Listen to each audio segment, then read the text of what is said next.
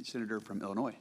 Mr. President, one of the proudest moments of my life was the first time I ever laced up my boots, put on my uniform, and raised my right hand to swear my oath to the Constitution as a member of the Illinois Army National Guard.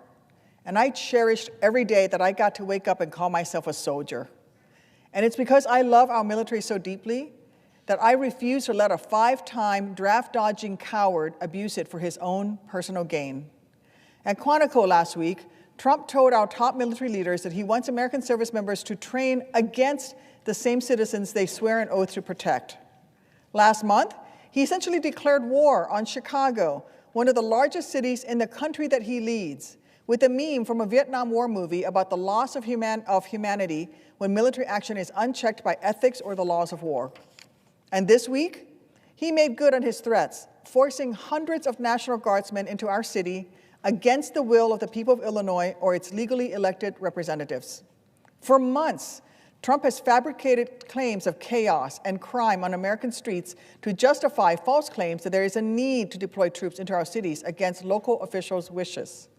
First to LA, then DC, and he isn't stopping there. He's also attempting to deploy troops to Portland, though a federal judge he appointed blocked his efforts there twice because in his own handpicked appointees' words, Trump's claims about why they are needed were untethered to facts. Another way to put that is that he is lying. In the last few weeks in Chicago, we've seen Trump's agents detain innocent Americans, deny citizens their right to legal representation, point weapons at civilians, zip-tie children, arrest elected officials, ransack apartment buildings, injure journalists, and shoot a priest in the head with pepper balls for the so-called crime of peacefully praying for nonviolence. They've even shot 2 people, leaving one, a father of 2 young children, dead, making dubious and unsubstantiated claims in their attempt to justify their use of lethal force. It's obvious what Trump is doing. He's targeting and punishing the cities who dare push back against his abuse of power. And while he's currently targeting blue cities with his lies, if these deployments are not stopped, there will be nothing to stop him or any future president from doing this to anyone, anywhere, for any made-up reason that is also untethered to reality. So let's be clear.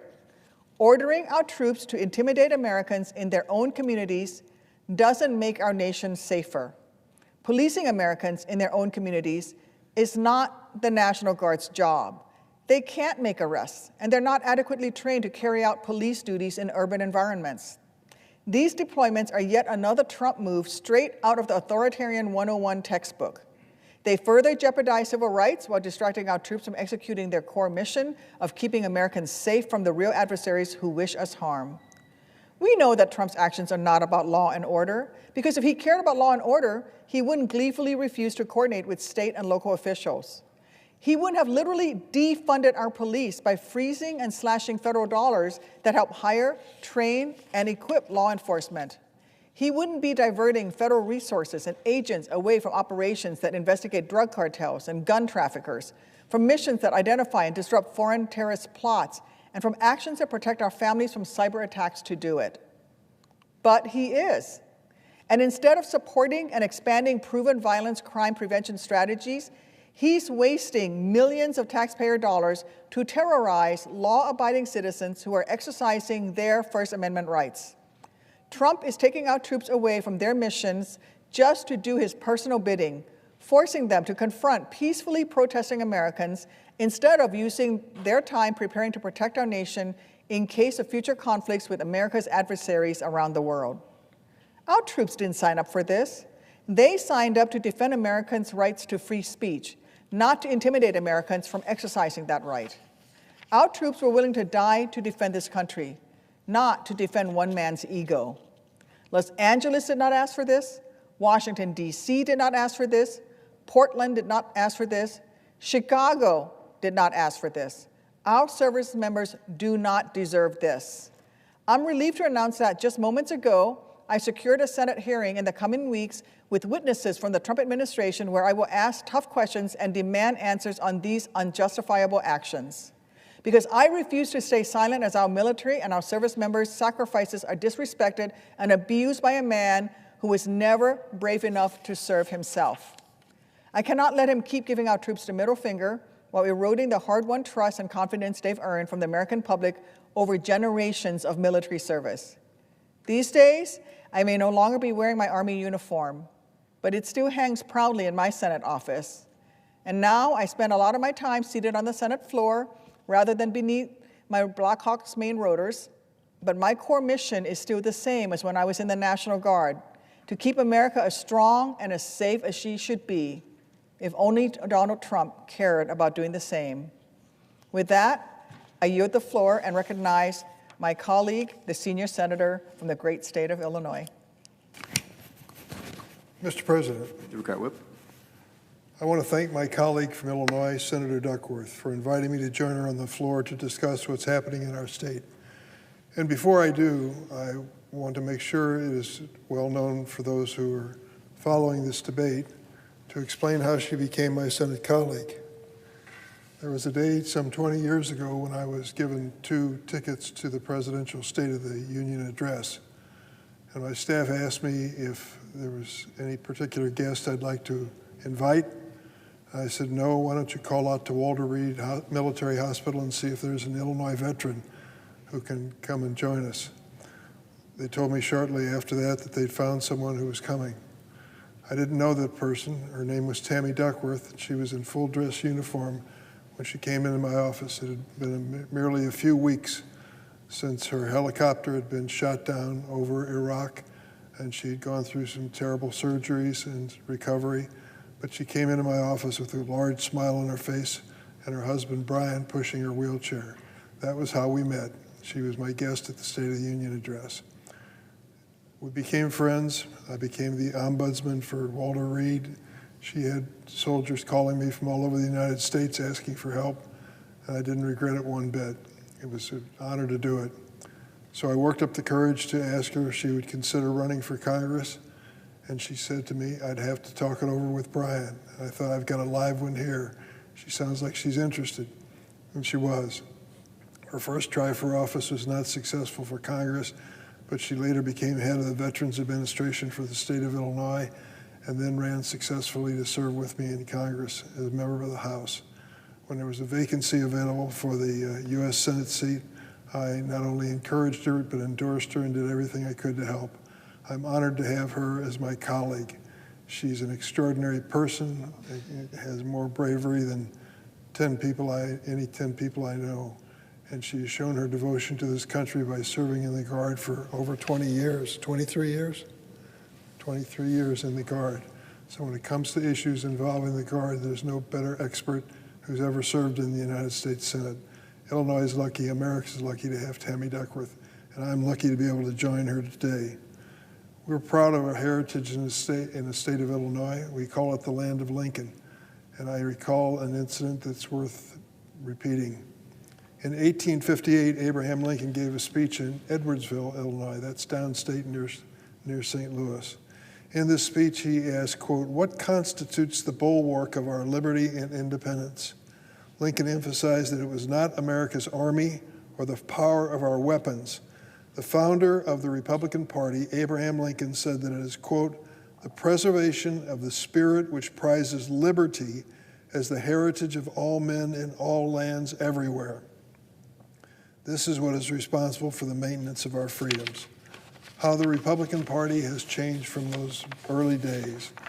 Yesterday, President Trump deployed 500 National Guard troops to our state of Illinois. The president ignored the pleas from elected officials across Illinois that these deployments were unnecessary, unwanted, and a dangerous escalation of a situation the president himself has created. Leaders of the Chamber of Commerce and businesses in our state held a press conference and begged the president, don't send in the troops. You're peddling a message which is not true. It is not unsafe in Illinois. People there are proud to be part of that state. We know we're not perfect. Like every other place, we can be better and safer. But the use of Guard troops from Illinois or even from Texas is totally unnecessary and creates the wrong impression. That message was clear from the business leaders in my state, but President Donald Trump didn't care what they had to say. He wanted to deploy our nation's military to Illinois to spread fear and sow chaos. And in both those efforts, sad to say, he's succeeding. The president has no legal basis for deploying federal troops to Illinois against the wishes of the Illinois governor. There is no rebellion or insurrection happening in our state. Americans have the right under the First Amendment to protest this administration's cruel and misguided immigration policy. There is no room for violence whatsoever in this exchange of information and points of view, but it is part of our constitutional guarantee. And there is no argument, as some of my colleagues claim during our Judiciary Committee markup meeting this morning, that this is anything like the civil rights era of uses of National Guard by multiple presidents to enforce desegregation laws when segregationist governors in the South were defying federal law and court orders. President Dwight David Eisenhower, a general himself, federalized the Arkansas National Guard after the governor outright refused to comply with the law and was preventing the Little Rock Nine from entering previously all-white Central High School, following the Supreme Court's ruling in Brown versus Board of Education. There is no argument, no evidence whatsoever that the governor of Illinois is disobeying any federal law or court order. There is no historical analogy between the situation in the 1970s, 60s rather, and the situation in Illinois today. In fact, the current administration has sued Illinois to attempt to commandeer state and local law, state law, and force Illinois to implement this administration's immigration policies. Courts have repeatedly found that Illinois does not have a responsibility to implement federal immigration laws. There is no statute or provision of the Constitution that allows the president to use the National Guard as props in his political theater or to suppress constitutionally protected dissent against his inhumane immigration crackdown. In addition, the Trump administration has recklessly surged hundreds of federal law enforcement officers who are employing increasingly aggressive tactics against immigrants and their families and those suspected of being immigrants. They have said quite boldly, we are looking for people who look like they're subject to our jurisdiction. They have pulled FBI, DEA, and ATF agents from their assignments to carry out the president's immigration agenda, taking them away from their mission to combat crimes like terrorism, gun violence, human trafficking, and drug smuggling. How does this make America safer? We all know the litany that Donald Trump has repeated over and over again at political rallies and meetings since he was reelected as president. He is trying to stop murderers, rapists, terrorists, criminally insane people, and sexual predators from coming into this country. Look what's happening with this mass deportation effort that he's authored. Over 70% of those who have been detained by ICE so far, over 70%, have no criminal record whatsoever, none whatsoever. This is not about stopping crime. This is about going after immigrants. If the Trump administration truly wanted to help my city of Chicago and our state of Illinois, it wouldn't defy Illinois elected leaders. It would work with us. It would restore the millions of dollars it suspended in crime prevention and public safety grants. How can this president say with a straight face that he wants to reduce crime in our state and cut back the very programs that law enforcement counts on to train and be prepared and be effective in the field in reducing crime? He's chosen to put boots and guns on our street and to call in the military from Texas.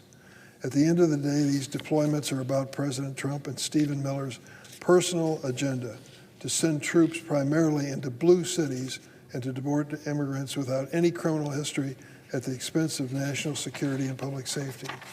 Nearly a quarter of all FBI agents, a quarter of them, 1 out of 4, are now focused on immigration. How can this possibly make America safer? And the tactics that are being used by ICE and others in support of the president's mission are outrageous. On Tuesday, September 30th, there was a raid in the middle of the night on an apartment house in South Shore in the city of Chicago. 300 ICE agents flew in Black Hawk helicopters and rappelled down to the roof of an apartment building. It was a scene made for the movies, and that's exactly what it was.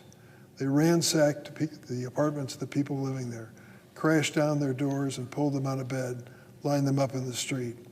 They bound the children with ties, plastic ties like handcuffs, and they decided to make it all a movie production for television and video. It was supposedly to stop drug activities by gangs. No evidence whatsoever has been produced to that. It was a horrible scene. I'm sure these children will never forget as long as they live. Being pulled out of bed in the middle of the night and watching your parents being interrogated, arrested, and detained. That is the idea of this administration of enforcing the law. It just goes too far. Steve Miller, the president's domestic advisor, is the architect of this travesty. For any of you who think that these deployments may not affect you, it's just Illinois' problem, you're wrong. The very act undermines our Constitution and the belief in liberty above all. As President Lincoln warned us in that same speech in Edwardsville, destroy this spirit of liberty and you planted the seeds of despotism at your own doors. While the Guard is in Illinois now, it could be in your state next. It could be your family taken from their homes and their beds in the middle of the night in an indiscriminate raid. Does it sound preposterous? 2200 South Shore apartment building people can tell you it's not preposterous. It's actually what happened. Have tear gas and guns pointed at you for speaking out. Congress must act and speak out against this increasingly authoritarian administration. We are a co-equal branch of government, and it's time we acted like one. I implore my Republican colleagues, I know their loyalty to President Trump, but I implore them to join Senator Duckworth and myself and describe these deployments for what they are: an illegal, immoral power grab by a president determined to consolidate his power and stifle any dissent. If we here in this Senate chamber, fortunate enough to represent the people of this country, will not stand up, then who will? Mr. President, once again, I want to thank my colleague, Senator Duckworth, for calling us down to the Senate floor to raise this issue. She and I are hoping that if the Senate schedule allows, we'll be able to get back to Illinois this weekend and have an opportunity to learn even more about this grave situation. In the meantime, I ask people involved to show courage, to understand that the odds are against them, and the people who are trying to harass them are well armed and can be very serious in what they do.